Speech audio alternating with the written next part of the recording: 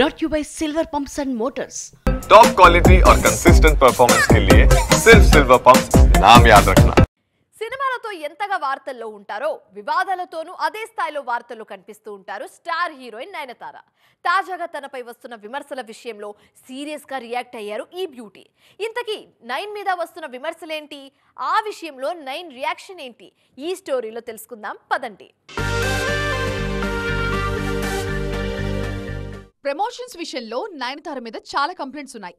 ఎంత పెద్ద సినిమా అయినా సరే నయన్ మాత్రం ప్రమోషన్స్ కి రారు. ఇన్నాళ్లు పరిస్థితి అలాగే కంటిన్యూ అయింది. కానీ రీసెంట్ టైమ్స్ లో నయన్ కాస్త మారారు.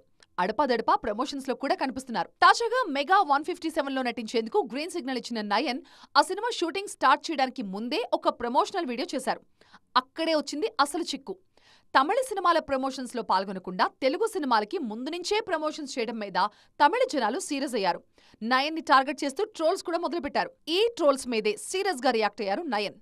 అనవసర విషయాలకి టైం వేస్ట్ చేసుకోవడం నాకు ఇష్టముండదు. నా వీలును బట్టి నిర్మాతలకు సహకరిస్తూనే ఉంటా. ప్రమోషన్స్ కి వెళ్లాలా వద్దా అన్నది నా పర్సనల్ విషయం. దీంట్లో ఒకరికి సమాధానం చెప్పాల్సిన అవసరం నాకు లేదు అన్నారు.